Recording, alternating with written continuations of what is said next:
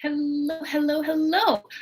Um, Welcome to the Humblebee Me 100,000 followers celebratory live stream. So, welcome. Uh, I'd love to hear where everybody is from. I see we have someone here from New York. Gosh, I love New York. I can't wait until I can go back to New York and wander the streets and read books in Central Park and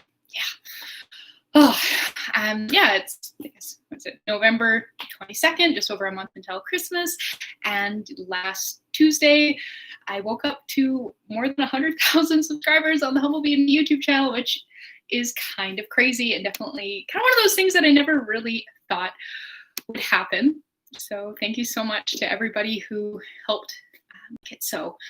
Oh, I see we have Laura from Madrid and AA Wiley 357 from Colorado.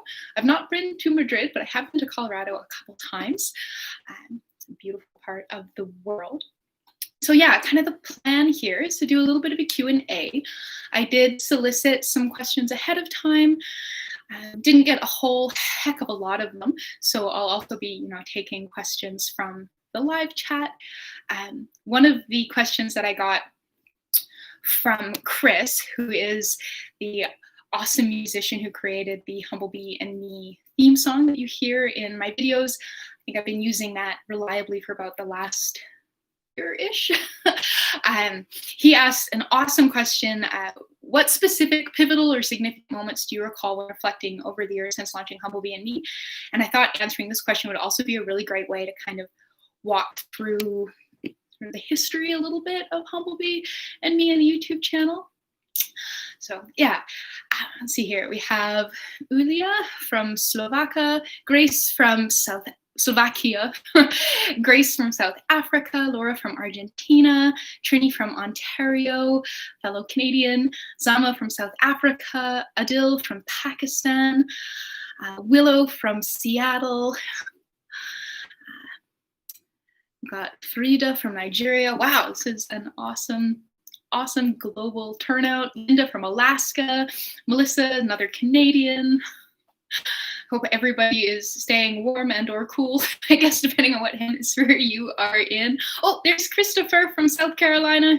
So we're starting with his question, and yeah, he's the creator of the Humblebee and Me theme song. I linked to his, I believe it's his SoundCloud in the description box of all the videos that use his music, so I really recommend checking out his page to learn more and to hear more. Got Yogi from Pakistan, Veronica from Chile, Mumpato from South Africa, Shiloh from the UK. Oh, this is so cool. So I pulled up a few notes for sort of the specific and pivotal significant moments so I could try and not forget anything important. So I launched Humblebee and Me as just a blog back in the fall of 2011. So it turned, Humblebee and Me turned 9 in September. So I remember that launch being very, very anticlimactic, of course. You sort of like shove something out into the internet and you're like, hey mom, I started a website, you should go check it out. And back then it was super hodgepodge. If you go through the archives of Humblebee and Me and you take a look at like my oldest blog posts, there's like, here's some pictures of the family dog, here's a cake I made, like here's a curry I made, here's like some lip balm, here's some soap, here's some like thoughts on like, I don't know, bobby pins, like very scatterbrained back then. So that was 2011. And back in 2011, I had a full-time job. So I was still obviously, working a full-time job. And at that point in time, I think I started off publishing a absolutely bananas 7 times a week. But if you go back and you look at it, you're like, oh yes, I can see how you could put out 7 of these very sort of like reasonably low effort blog posts. A lot of it was like, here's what I had for dinner. So obviously maybe for dinner already ended up on the blog. And yeah, it was just kind of like a hobby, I guess, at that point in time. I launched the blog with this idea that it would give me a sort of an accountability tool so that I would continue doing things that I loved doing while I was also still working. I don't have a date for this one. I think it was maybe 2013 13 or something. I was in Vancouver and I was at a market and I was, like perusing around a soap stall, and the person who owned the soap stall recognized me. And that, like, I think I almost turned like inside out from embarrassment. I've been recognized a handful of times. It happens maybe like once a year, unless I'm at like a conference or something where there'd be a higher concentration of people who would be likely to have read my blog or seen my videos. And that's, I don't know, it's really cool. It definitely, I never feel like I handle it well. I have no idea how, like, actually famous, well-known people handle it, because I feel like I would just sort of like turn inside out and blush crazy. And, hi, thank you. Yeah. Another memorable moment, getting an agent. So I signed with my literary agent in the fall of 2014. So that was pretty cool, which then led to me signing a book deal in the fall of 2015, so a year later. And then that kind of, obviously led into writing the book, which is this book, Make It Up, The Essential Guide to DIY Makeup and Skincare. That was a really neat time. So I was still working full-time when I signed the book deal. And the reason it took so long to sign the book deal was 100% on me. It took me forever to pull together the book proposal, and in hindsight, I think a lot of that was this fear of failing, of having, going through all this work to create a book proposal, and then having it kind of get sent out into the world, and then having everybody be like, no thanks, not interested. So that sort of that fear of failure and rejection really slowed the creation process of that document. But once that was done and out, got an offer, signed a book deal, and wrote Make It Up. And that period of time was so fun. So I was still working full time, and I didn't have Lottie yet. She wasn't even born yet. Lottie's my dog, for anybody who doesn't know. And I just spent like all my free time working on Make It Up, formulating all kinds of things like eyeshadows and foundation and lipsticks and eyeliners and all kinds of things. And I signed the book deal in October, right around Halloween. And then the manuscript was due April 1st, so pretty soon. So I didn't have any summer weather to test things in, so I would test these, like the formulations for sort of heat and sweat resistance by putting on a full face of makeup and then going to a hot yoga class. And then after the class was over, going out and like checking out and seeing like which eyeliner formulation performed best throughout the like 75 minutes of just like sweating profusely in a very hot room. So I thought that was really great fun. And then just a few days after I submitted my manuscript to the publisher, I got laid off, which is not like amazing timing. It would have been nice if I got like laid off maybe like 2 months earlier, so I could have spent all that time working on my book. But yeah, so I got laid off in like early to mid-April of 2016. And that was sort of like, okay, now what? And I remember being relieved. Honestly, I wasn't loving my full-time job at that point in time. So getting laid off kind of meant that I didn't have to do it anymore. But also that I got severance, so that was nice.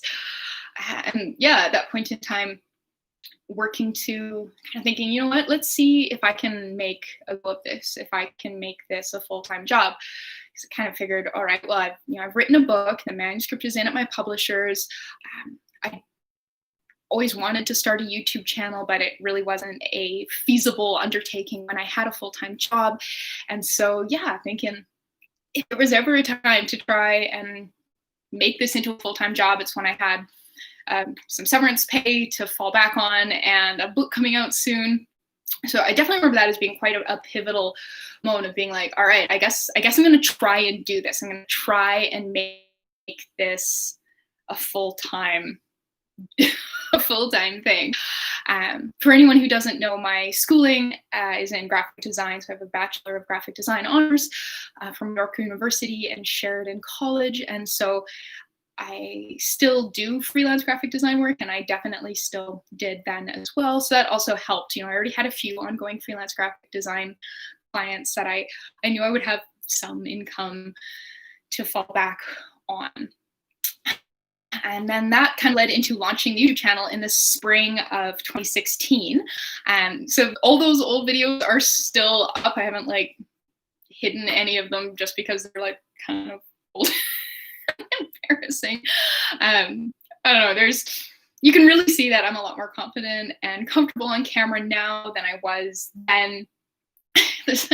And I have a lot better equipment and much better lighting and much better microphones and sort of, but yeah, the first video that I did was about how to use a scale.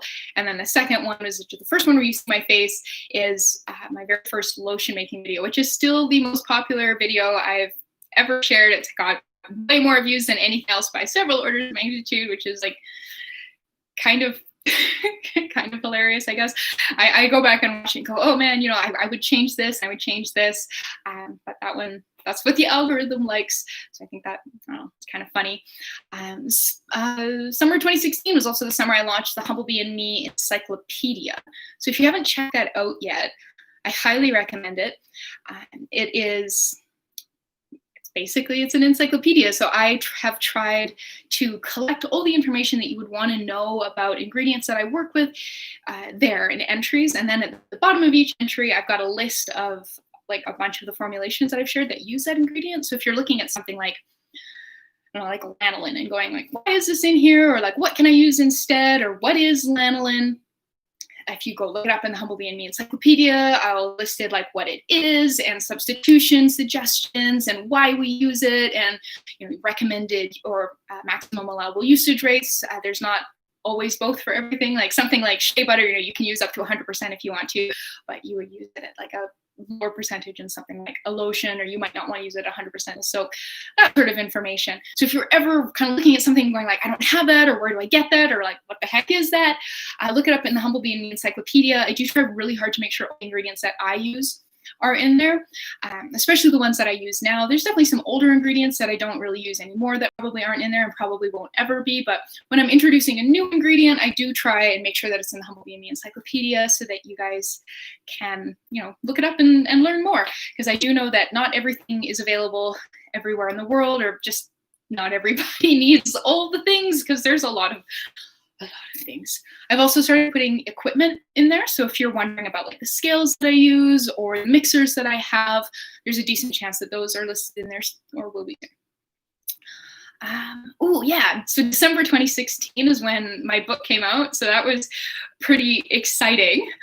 Yeah, that was pretty cool. Sort of a part of being more of an online author is that your book doesn't usually end up physically in stores. So I know I went to a lot of stores and tried to like see if my book was there right around the time that it came out, and it usually wasn't. But I have since found it in some bookstores, and that's why it's fun when they let you sign it. One of my favorite ones is I found it at the Strand bookstore in Manhattan, and I love that bookstore. So that just like, I was so excited to be able to find that there. And I also found it at one of my favorite bookshops in Seattle, which I'm totally blanking. Elliott Bay Booksellers, I think. Yeah, and they both let me sign the book, and that always, that's always very, very cool when you see like, that's fine, I did that, I took those pictures. Let's see here. In the fall of 2017, Formula Botanica reached out to me and asked if I wanted to review a couple of their courses. And so that has ended up being huge for me. I completed their diploma in organic skincare formulation in the fall of 2018. And I actually only just finished their diploma in organic hair care formulation, the delay and the length of time taken being entirely on me. But that was, I learned so much in those courses. It definitely made me a better formulator, and it's been lovely to sort of cultivate a bit of a relationship there as well. They actually invited me to their conference at the end of 2018. I kind of said, if you can get yourself to London, we would love to have you here. So I went to that, and that was absolutely amazing to meet Lorraine and the rest of the Formula Botanica team, and to meet so many other formulators. I mean, how often do you get to just like be in a room surrounded by like more than 100 other people who love the thing that you love? That was such a cool experience, and in kind of a funny little serendipity, it's a small world sort of thing. My roommate from university from Australia was there. So I hadn't seen her in close to a decade at that point in time. And so she has her own beautiful, successful skincare line. And I remember kind of like, I was just chatting with somebody new that I just met. And then we like locked eyes across the room. I was like, oh my gosh, I didn't know you were going to, oh, it was so cool. Yeah, let's see here. What's next? Speaking at the Mother Earth News Fair. So the first Mother Earth News Fair that I spoke at was the summer of 2018 in Albany, Oregon, not Albany, New York, which my Google Maps at the time, I remember, was very confused by. I would be, literally sitting in Albany, Oregon, and like your phone knows. And you're like, where can I go for a really tasty, like, vegetarian dinner? And they're like, oh, this place. You're like, oh, that sounds amazing. The reviews are great. How do I get there? And they're like, well, start by driving 42 hours to the east because it's in Albany, New York. I'm like, Google, this is not as helpful as you think it is. But that was so much fun. I remember being so nervous. I was like vibrating on stage. I've gotten a lot more comfortable speaking in front of crowds since then, but I remember that trip being so fun. And after the fair was over, I went and spent a bit of time in Portland, Oregon, and had a Humblebee Me meetup there, which was so fun. Such a great crowd of people came out. There was some people there who work with Essential Wholesale, so they actually invited me to do a bit of a tour of their warehouse the next day, which was amazing. And another awesome lady took me on a trip to a great bookstore in downtown Portland and this beautiful rose garden.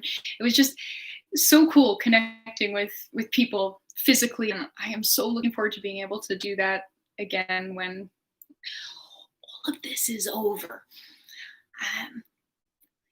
So I've since spoken at Mother Earth News Fairs in Nashville. So I actually met Chris there, the Humblebee Me composer, at the Asheville Mother Earth News Fair, and been to that. Had a meetup in Pittsburgh, and had a meetup in Philadelphia as well, but that was not a Mother Earth News Fair thing. Yeah, I've had quite a few Humblebee Me meetups, and they're so much fun. When I was in Europe, had one in London and in Prague and in Dublin, and oh my gosh, they're the best. If you're interested in coming to one, I usually make them as Facebook events at the Humblebee Me Facebook page. So I really recommend signing up for, like, giving me a like or a follow or whatever, so that you'll find out if they happen, because I usually try to have one every time I travel somewhere. So I've even had them as far away as Hobart, Tasmania, and Melbourne and Sydney, and I love having them when I travel, when I can travel. So if you're interested in coming to one and meeting some fellow makers, they're so fun. I mean, like, eat French fries and drink beer together, and it's great. Let's see here.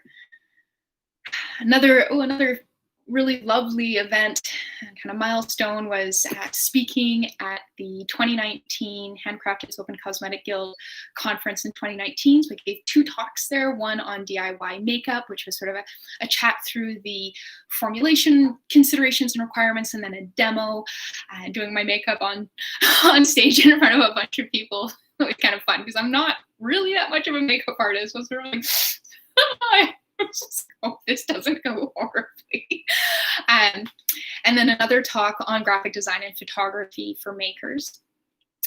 And then, recently I got my my diploma in organic hair care formulation from Formula Botanica. Humblebee Me turned 9.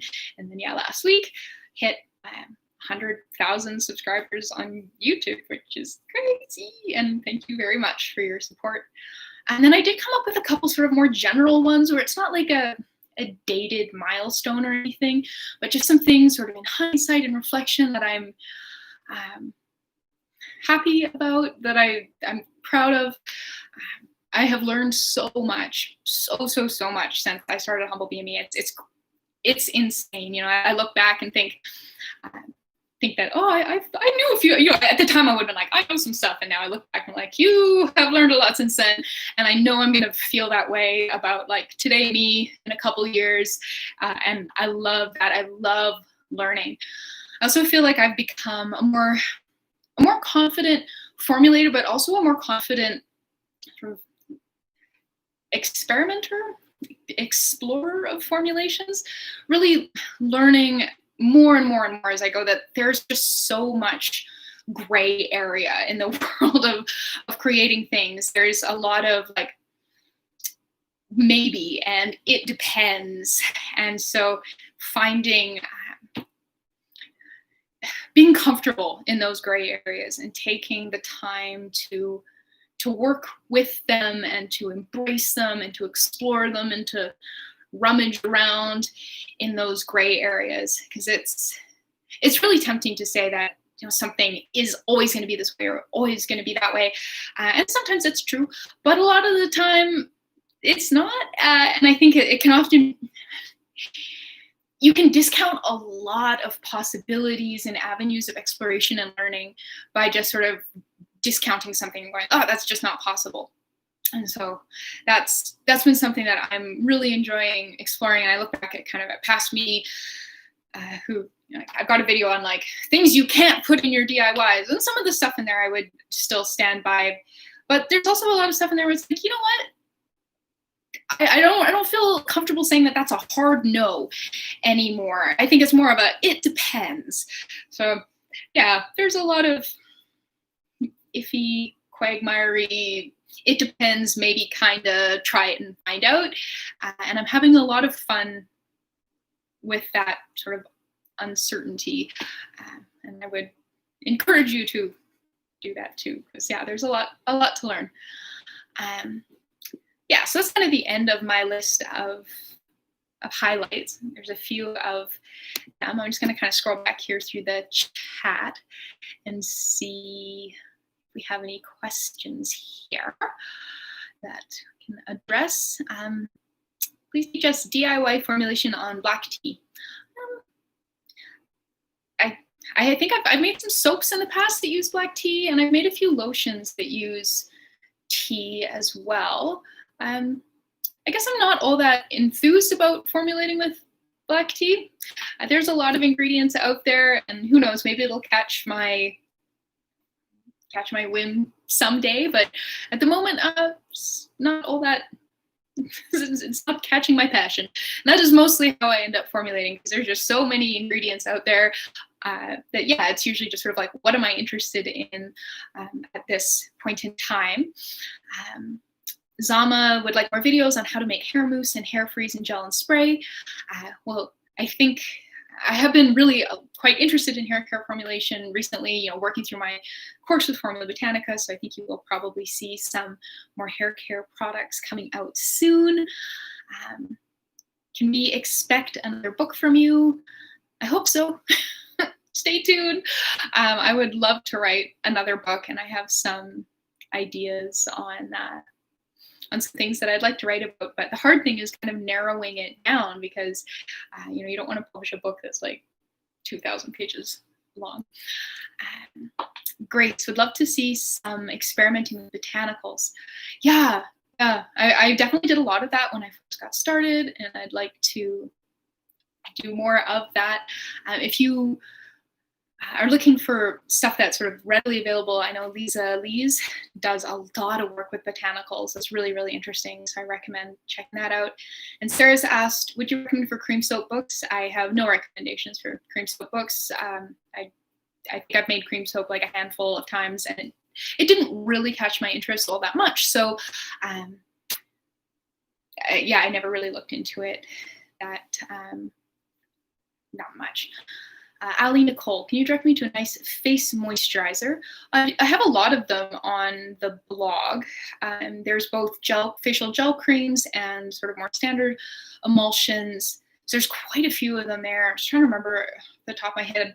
I know there's a really nice sugar plum one from Christmas making a couple years ago that uses plum oil. So maybe check that one out. There's a lot there, and they'll vary in a wide variety of different ways as they do. But yeah, there's a whole section on my website there. And would you recommend a goat milk lotion? I haven't tried it myself, but I think it is Lotion Crafter. It has some sample formulations that use a powdered goat milk around 1%. And I mean, Lotion Crafter is a good supplier, and I generally trust the formulations that they supply. So I would give that a try. Check it out and see what preservative they've used and kind of everything else that's going on in the formulation, and see what you think. I think it is possible. It's definitely possible. People do it. It's just sort of a matter of figuring out exactly what combination of everything works. Sarah's asked, why does the ceramide complex expire so fast? I don't fully know, but I agree that it's very annoying because it's very expensive. And why is it that like the most expensive ingredients expire the fastest? It's not fair. Grace has asked for more duping of products and fails to final products. It's fine. I'm a little bit off on straight dupes of products, especially like unless they're from a really big company. I know I have people message me with like Etsy pages or links to really small businesses and ask for dupes of those products, and it always seems kind of mean. 2 or 3 or oh gosh, probably longer than that. I think I still have a job at this time. So more than 5 years ago, I did inadvertently release a dupe of a product from a small business, and the maker emailed me and kind of said, hey man, like, I know you can write about whatever you want, but like, that's really not very cool. And I immediately was like, oh wow, yeah, you are right. I feel terrible. So yeah, I don't know. For things like Lush or La Roche-Posay, like cool. I feel like you're kind of open season, but for smaller makers, I don't want to do that. Fails to final products, yeah, those can be fun. I was thinking I might do some more reaction videos, and one of the ones that I wanted to do is a video on stuff that was so bad I never released it. So I think I'll have pictures to share, but just like reminiscing about how awful it was. Do I use lecithin? Yes, I do. And if you go to the Humblebee Me Encyclopedia and look up lecithin, you'll find a list of products with it. Have I ever done a whipped soap without starting with a pre-made base? Yes, I have. You can find that at humblebeeme.com as well. You make it yourself using a blend of sodium and potassium hydroxide to create the base and go from there. I've also done a surfactant quasi-whipped soap, so it's not technically soap, but it is like a whipped cleansing product. I believe there's a peppermint one. Yeah, check it out. If you just search like whipped soaps, I think you probably find it on humblebeeme.com. I'm about to start my own skincare line. Any suggestions? I really don't like giving business advice for selling things because I don't sell things. From sort of the graphic designer, e-commerce, web design photographer angle, I would recommend making sure you have really good graphic design and really good pictures, and make sure that your website is very usable and searchable.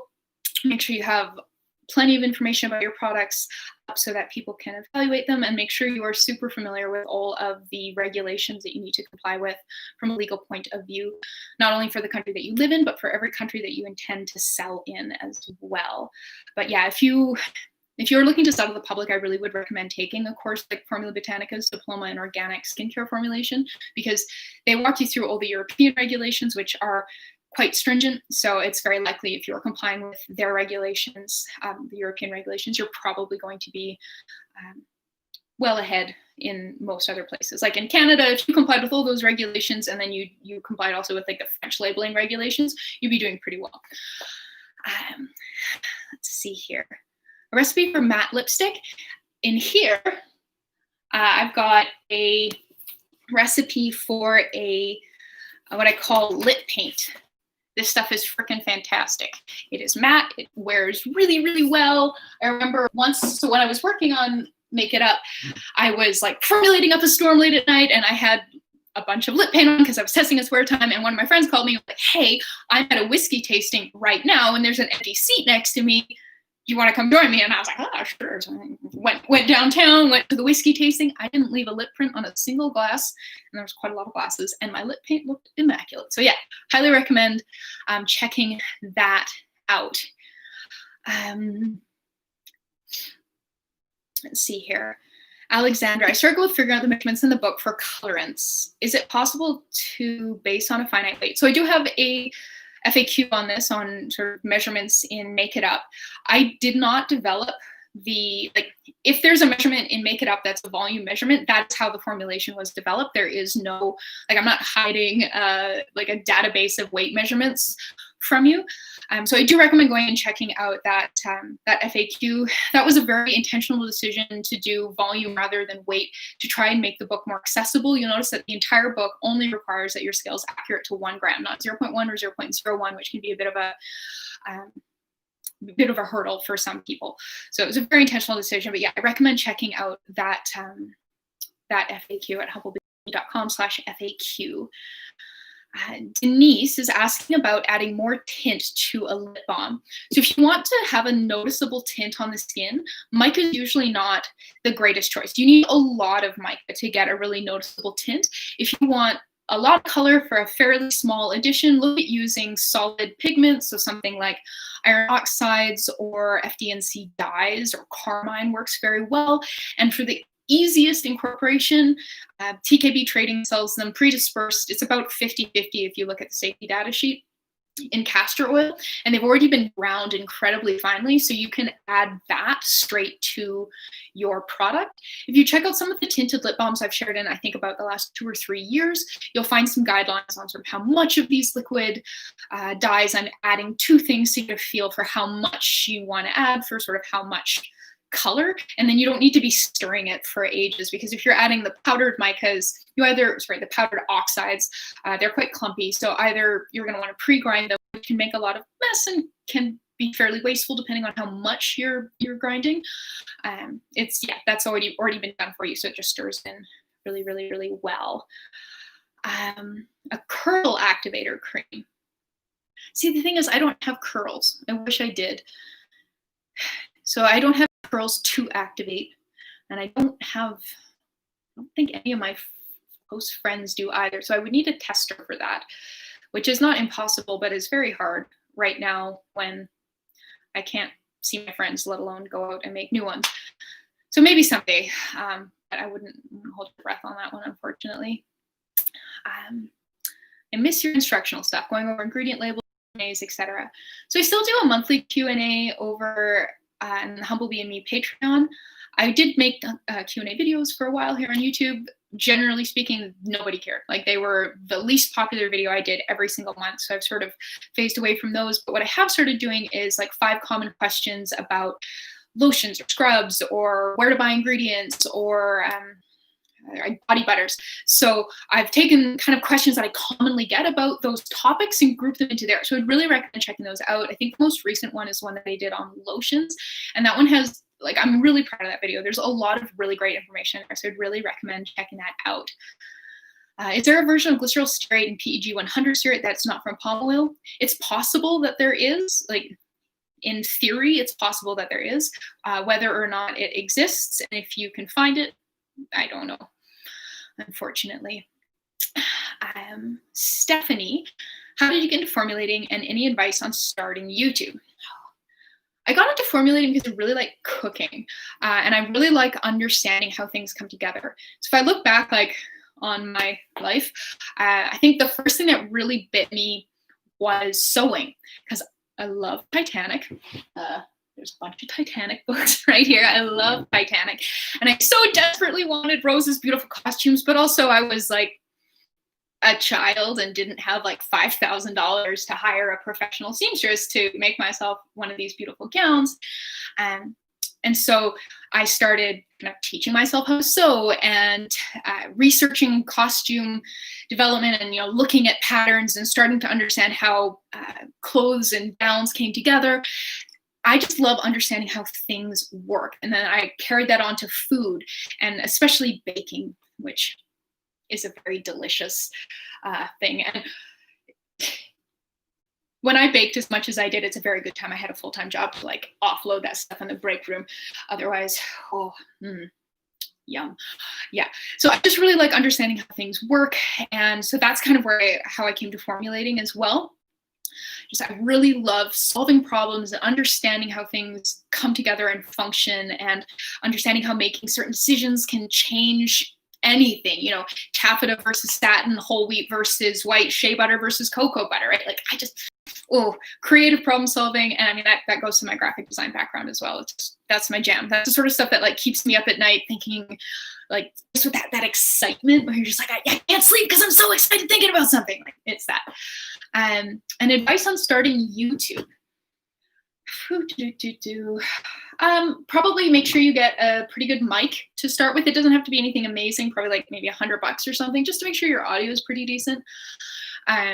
Because bad audio is infuriating, and we're pretty spoiled, generally speaking, as the internet going public. There's a lot of really high quality content out there, and so you want to make sure that yours is at least not bothering people by being really out of focus or having like really hard to understand audio.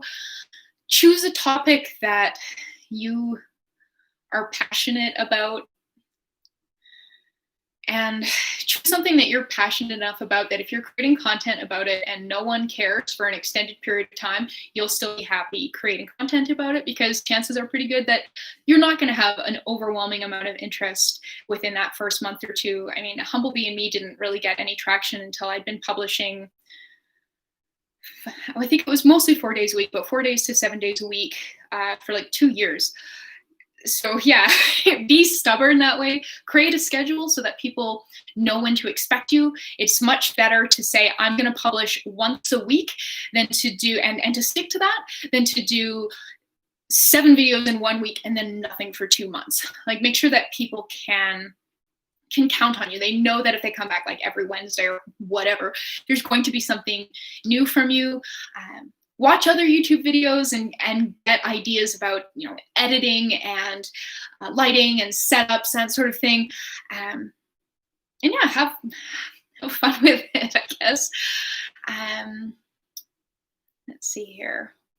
Exfoliating masks. I guess I'm not really sure what you want to know about them. Most masks, if you make it with clay, you know, they usually are mildly exfoliating when you rinse them off, because you're sort of, you know, rubbing the clay off your face. And so that's usually all I would do for an exfoliating mask. Let's see here, a recipe for body highlighter. I have done some shimmer body oils and lotion, so I would probably check those out. Grace has asked if my book's available as an ebook. It is. I know both like Amazon and then sort of the Kobo platform. So I think in Canada that's like Indigo sell it. But I have heard from a lot of people that it looks way better as a physical book. What do you recommend as a moisturizer to add to butters for very cold climates?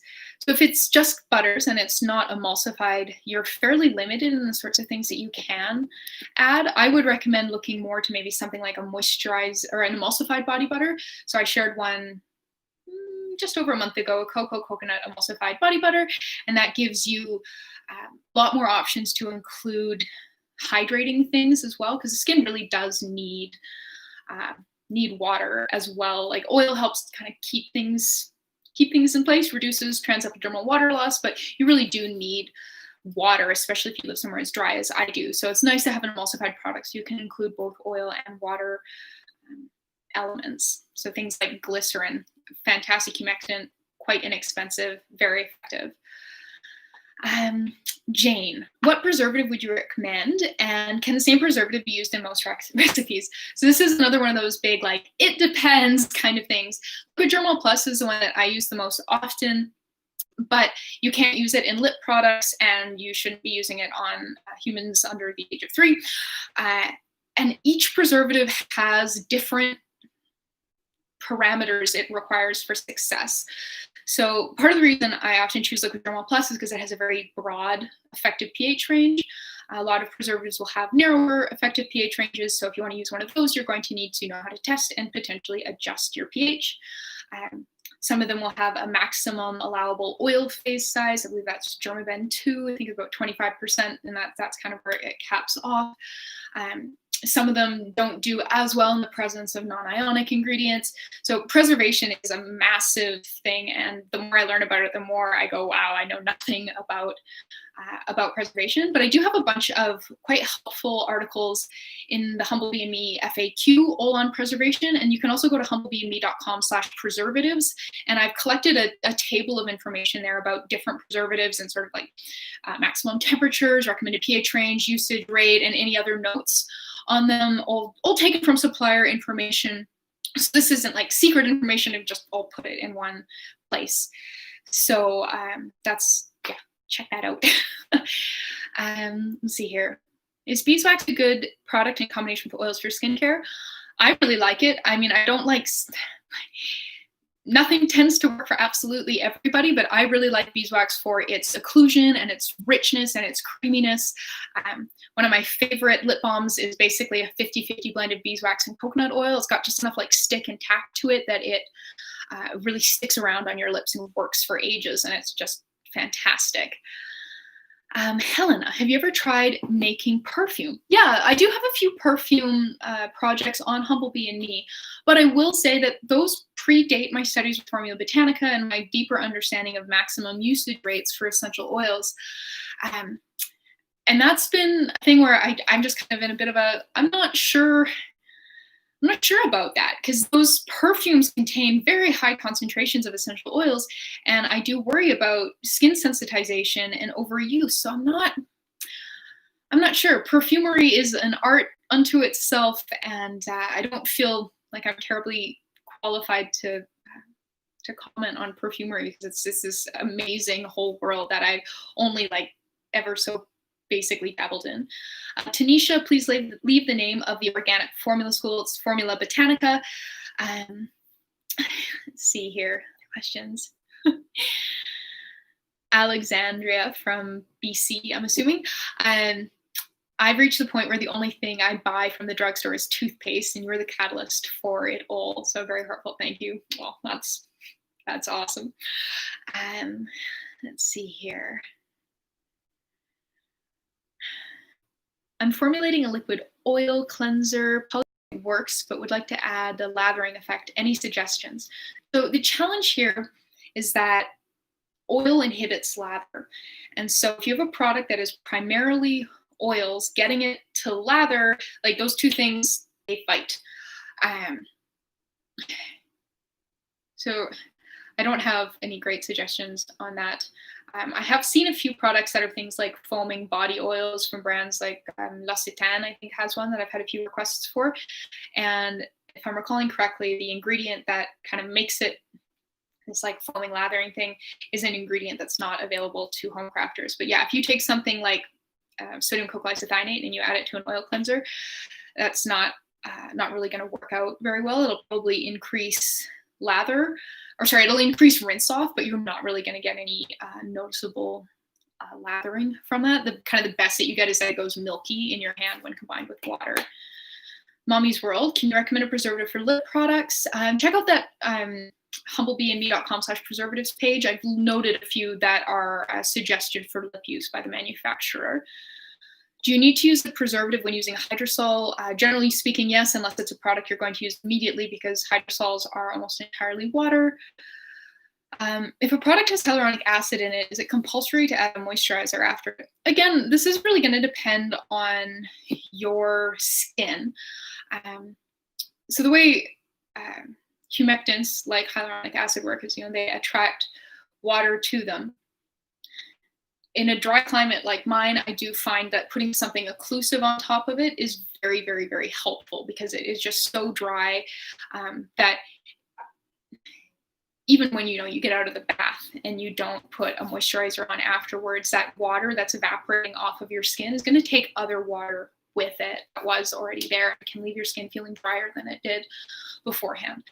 So I think it's generally best practice, but like nothing really bad is going to happen if you if you don't, I would say get to know your skin. Maybe do like a halvesies, put your hyaluronic acid serum over your whole face, and then like, I don't know, put an oil serum on like one half and see, like, does this side of your face feel tighter?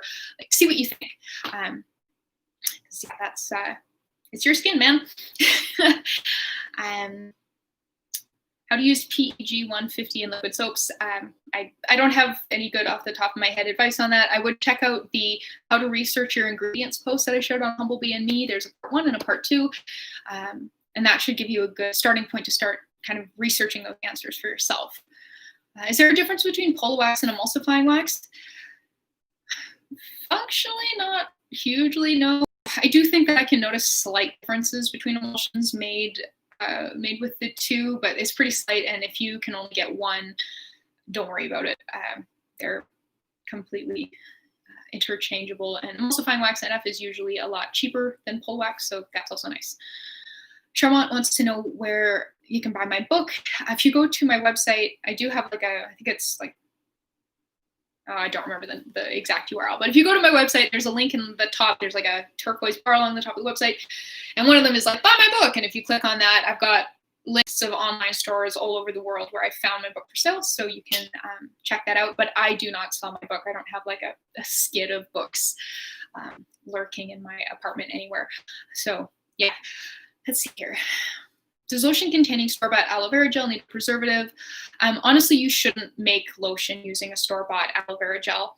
If you're buying it from if you're buying a cosmetic grade aloe vera gel from a cosmetic supply shop, yes, you would still need to include one, but I don't recommend using like the kind of the green aloe vera gel that you buy at the drugstore, because you're not entirely sure what's in there and in what concentrations and what levels.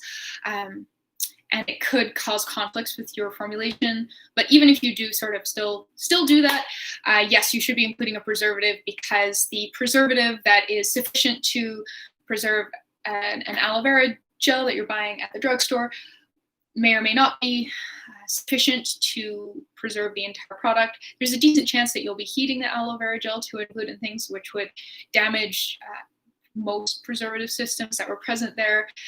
And then also you'll be diluting it. And so it's diluted concentration. It's also unlikely to be sufficient for the entirety of the formulation. Okay, got through all the live chat ones. I'm going to hop back to some of the questions that I sort of had pre-submitted. I did want to note that many of the questions that I got were, or you can already find the answers in the Humblebee Me FAQ and the Humblebee Me Encyclopedia, or in the partner blog post. I just kind of want to give all of those pieces of content a little bit of an extra plug.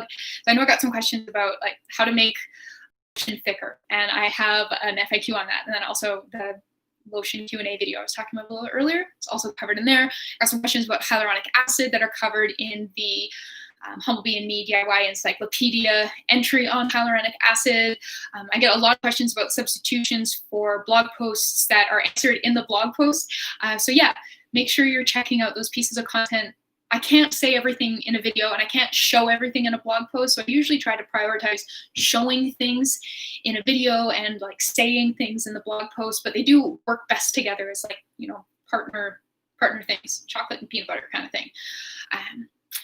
And I've got a question from a patron here, and I just want to throw out just a huge thank you to my patrons. They're amazing. They're a huge part of the reason that I am able to do this full time, you know, that I can pay my rent and feed my dog and all kinds of things. So just a massive, massive thank you to my patrons. If you want to learn more about being a patron, it's patreon.com/MarieRama. And there are a variety of different rewards you can get depending on what tier you sign up for. So there's a patron exclusive Q&A. There are exclusive weekly updates. I make exclusive videos for $10 and up patrons on all kinds of formulating things. I'm currently doing a couple different experiments with a variety of different preservatives that I'm sharing exclusively with my patrons. So if you want in on that, consider signing up.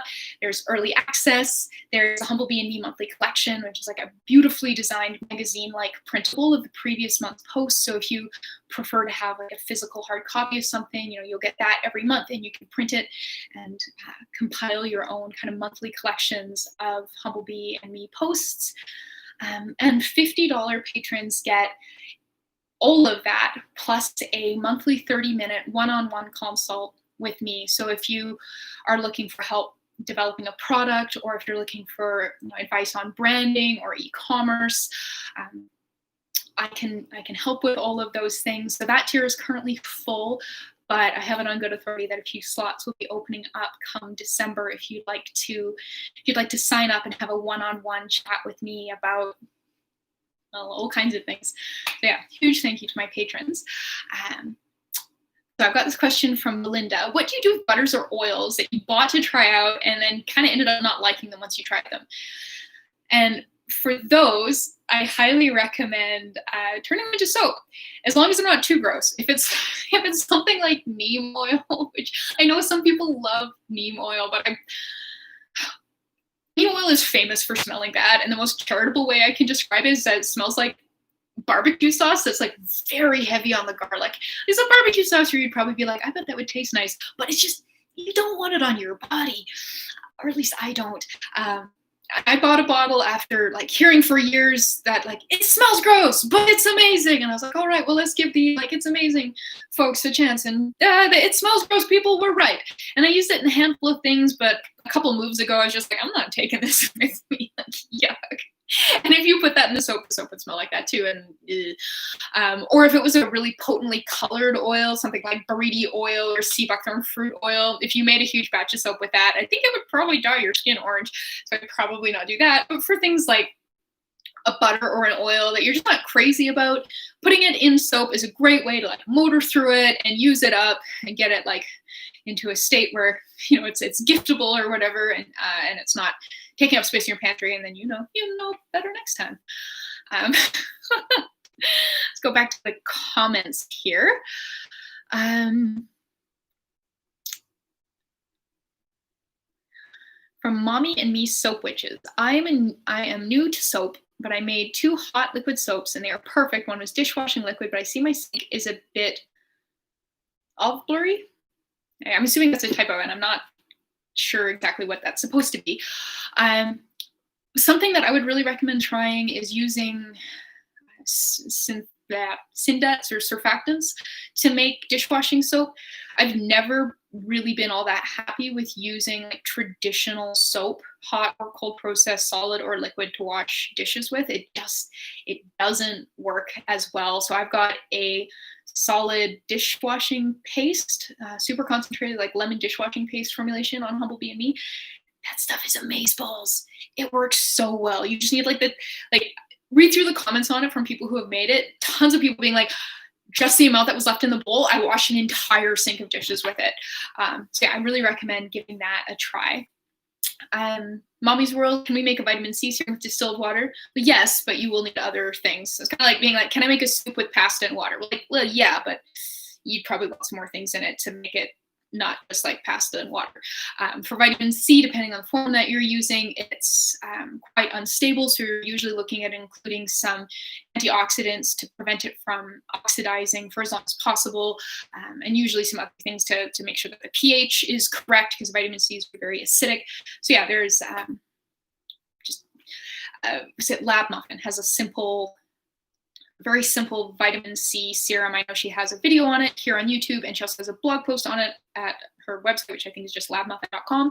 So check that out. She is brilliant and awesome, and it's the simplest vitamin C serum that I've seen. But I think you have to remake it reasonably often. Thank you for the congratulations, Patricia. And Carrie, thank you so much. Yeah, Carrie, and I see Bianca as well. You guys have been around for absolutely ages, and I appreciate your support so much. You guys are some awesome, friendly faces, and it just makes me feel all warm and fuzzy. Jolene, I have been trying to source EG6, caprylic, and capric triglycerides for your micellar water. It seems okay. Any updates on alternatives? Not at this point in time. I have been experimenting with something that I'm hoping will make it possible to use a much wider variety of surfactants. So stay tuned on that.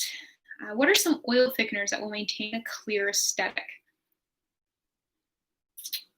I don't know of any off the top of my head that will like make an oil solid but not opacify it, because solid fats are saturated fats and those are like opaque. So I don't have any ideas for you off the top of my head, sorry. Much love from Australia, from Nadia. Hello, I was supposed to be in New Zealand right now, so enjoy that beautiful down under weather, enough for both of us, pretty please. While I go shovel the snow off my sidewalk when we're done. Mommy and Me Soap Witches, what's your favorite facial oil? And you are awesome. Well, thank you. And I honestly think it's probably still argan oil. Argan oil is like one of my first loves. Yeah, it's great. It's probably, I think it is really the ingredient that got me into formulating and DIYing. And yeah, I still really, really love argan oil, but some close follow-ups. Evening primrose oil is really, evening primrose oil has done wonderful things to my skin. So that's definitely worth checking into if you have sort of acne prone skin. It doesn't smell amazing, so I usually cut it with something a little bit like lighter and less stinky, like argan oil. I do love nail salts, hemisqualane and squalane. Plum oil and cranberry seed oil are also both really gorgeous. Out of all of the really expensive carrier oils I've tried that are often, sort of famed for facial skincare, I haven't really been blown away by any of them. Prickly pear seed oil is nice, but for the price tag, I don't know if I'm convinced, man. Like, shiza, that stuff is spendy. Yeah, so I don't know, I think argan oil. Love me some argan oil. Papo Franco, how much is an hour with you? Send me an email and we can discuss, but honestly, at this point in time, with how busy I am, I would really recommend the Patreon angle once a slot opens up, because this time of year is crazy pants. Persephone's pomegranate. Snowing here in the GTA, Ontario. So it begins. Yep. Yep. And I went to university in Toronto, and the amount of snow that Toronto gets kicks the butt of the amount of snow that we get in Calgary. Like, I thought I knew, like, I'm Canadian, I know snow and I know winter, and I moved to Toronto. I was like, that snowdrift is taller than me. Like, what? So yeah, good luck with all that snow. And Linda said she's going to join my Patreon campaign. Thank you so much and welcome. Greetings from Houston. I hope you're enjoying some nice warm weather down there in Houston. Persephone's pomegranate is recommending, I'm probably going to butcher this pronunciation, Percoxy oil for aging, dry, acne-prone skin like hers. So that sounds awesome. I should check some of that out. I'm thinking the only place I remember seeing it for sale is New Directions Aromatics, and I probably the only reason I don't have it is because the minimum bottle size was still like a lot. That's one of those lessons that I feel like I've learned the hard way an embarrassing number of times. I'm not going to use 4 liters of something. Like, I don't sell things right, and I don't make huge batches of things. If you're looking at my website, like, this is a 25-gram batch of lip balm. Like, I just don't go through that much stuff. But the siren call of cheaper per milliliter is so seductive. Gaming Dragon, make something like a Mr. Serum for dry skin. I have done tons of formulations for dry skin over the years because I have really dry skin. So it's almost guaranteed that, like, if I've done a mist or I've done a serum, probably like 90% of them are targeted for dry skin. So if you just go to humblebeeme.com and there's like a little recipes, then it drops down, and then you can see, yeah, there's tons and tons of stuff. I would really recommend checking out the Soothing series I did at the beginning of 2019. Lots of really good stuff in there. Let's see here. Chris Thomas. Congrats, Marie. Thank you. I have been trying to make a body wash for some time, but they lack good lather. What would you recommend for a surfactant blend for a simple body wash? So lather is kind of a funny thing. It's got a lot of little knobs that you can kind of play to get to faff around with the lather. So something with a higher active surfactant matter is going to have more lather than something with a lower active surfactant matter. If your formulation has added fats to it, that's going to impede lather. So lowering the amount of fat will give you more bubbles. Some surfactants lather more than others. So if the only surfactant you're using is like cocamide or propylbutane, you're not going to get a lot of lather. If you're using something like sodium cocoa sulfate, you're going to get bubbles everywhere. So you did it. For a simple blend that works really well, I think it's my lavender spruce. I think it's purple. I can see the picture in my head. Lavender something body wash. I believe the surfactant blend is cocamide propylbutane and sodium cocoa sulfate. It's thickened with salt. Bubbles for days, man.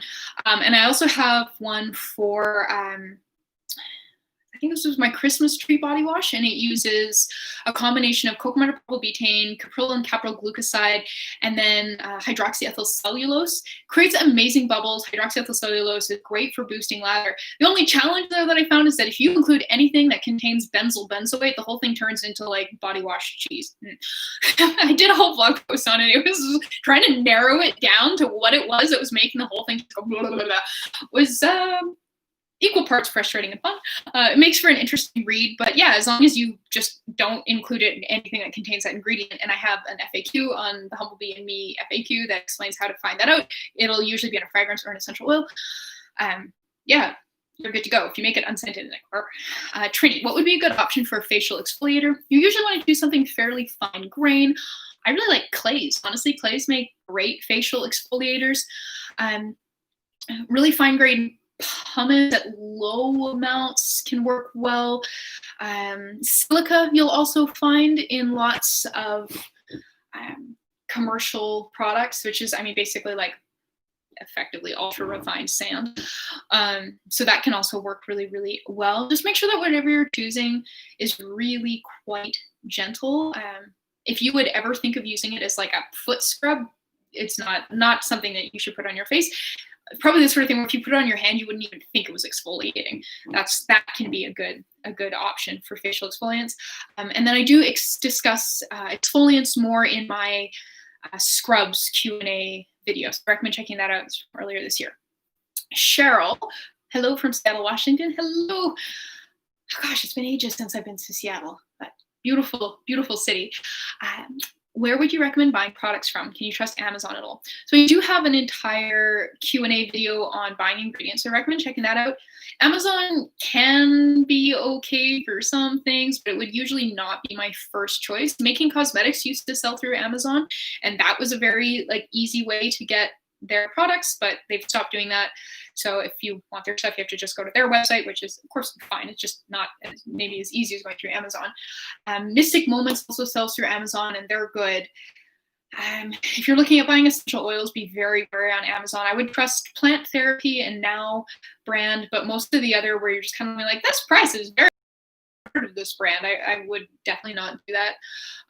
On Amazon, some of the oils and things like coconut oil you can buy on Amazon, and I would trust it. It's just you can probably get it for cheaper elsewhere because it's going to be food grade oils a lot of the time on Amazon because it's more sold for grocery than for cosmetic making. So if you go to humblebeeme.com, one of the links in the main menu is where to buy ingredients, and there's a colossal list of places.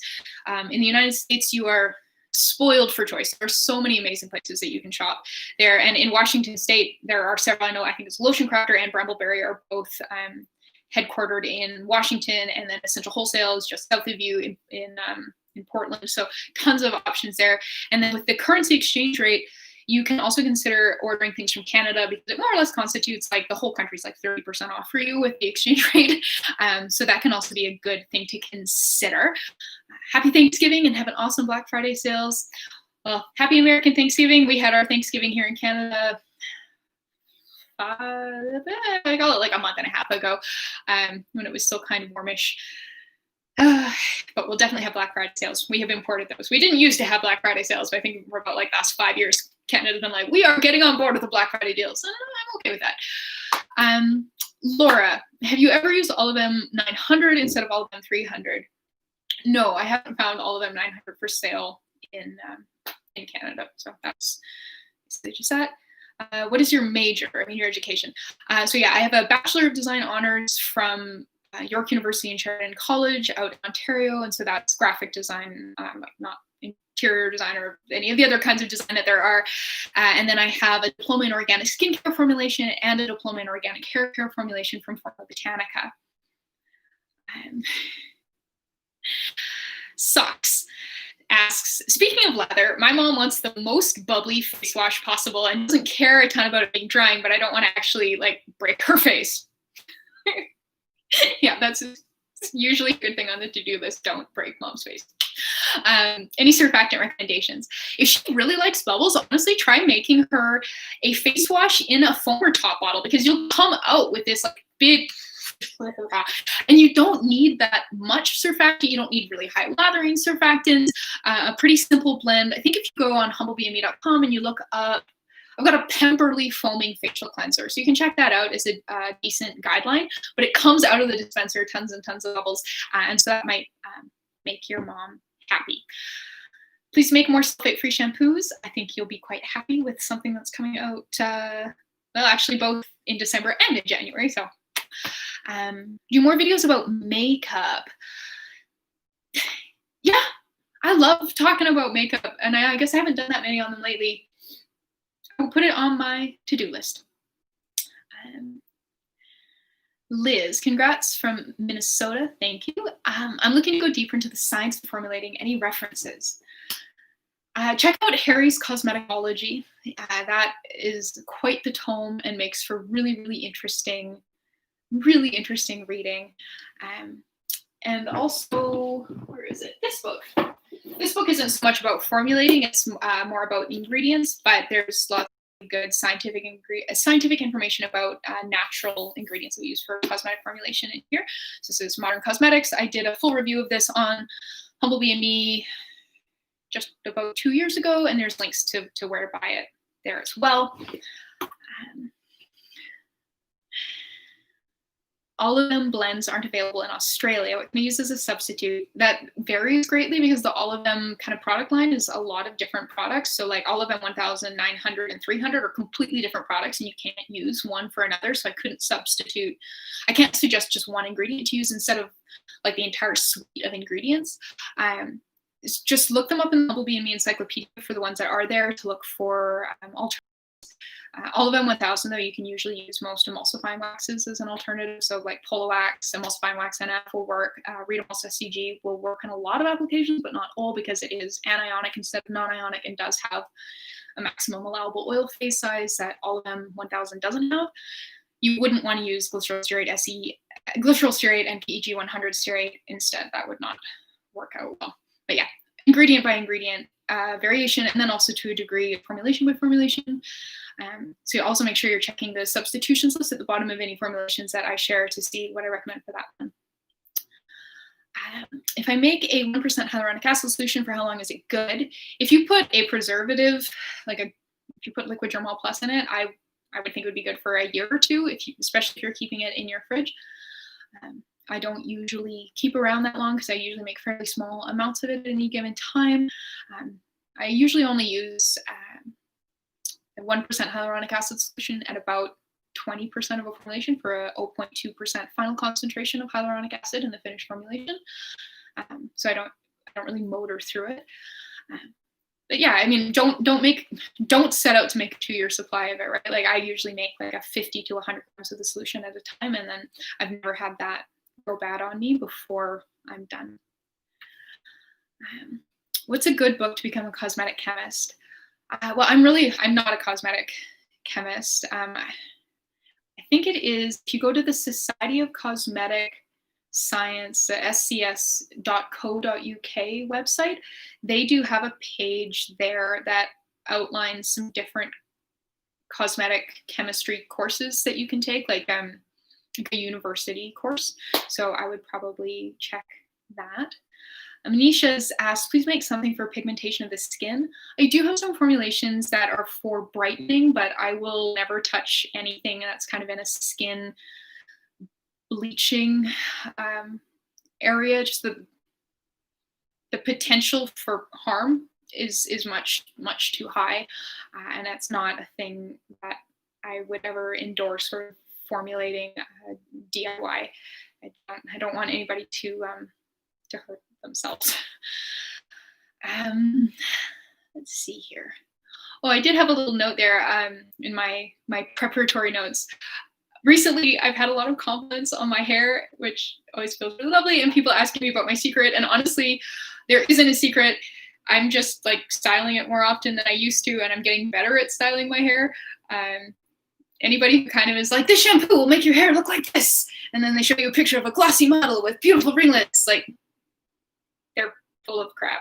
No shampoo is going to make your hair look like that.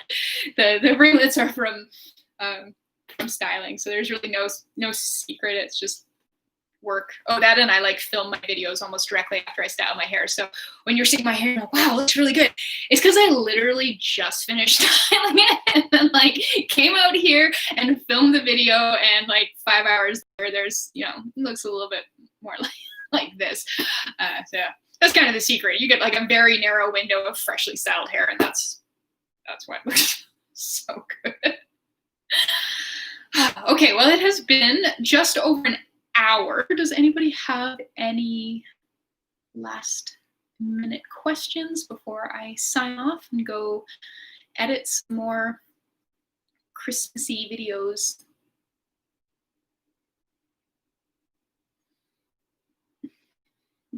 Oh, I forgot. I poured myself a little bee mug of bubbly, and it's not actually champagne. It's just like bubbly water, the brand Bubbly, for celebrating. And I got distracted. All right, the cup is from Simon's, which is a Canadian department store out of Quebec, and I 100% bought it just because there's a bee on it. Looking for ingredients that are effective against hair loss. I think most of those ingredients are probably classified as drugs. I don't know of any that are cosmetic type. If you're looking for a product, I know The Ordinary has some that are supposed to be quite good, so maybe check those out. They're reasonably inexpensive.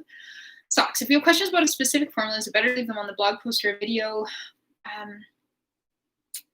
I would say probably the blog post, because video comments on YouTube get buried a lot faster than just with the way that YouTube is built.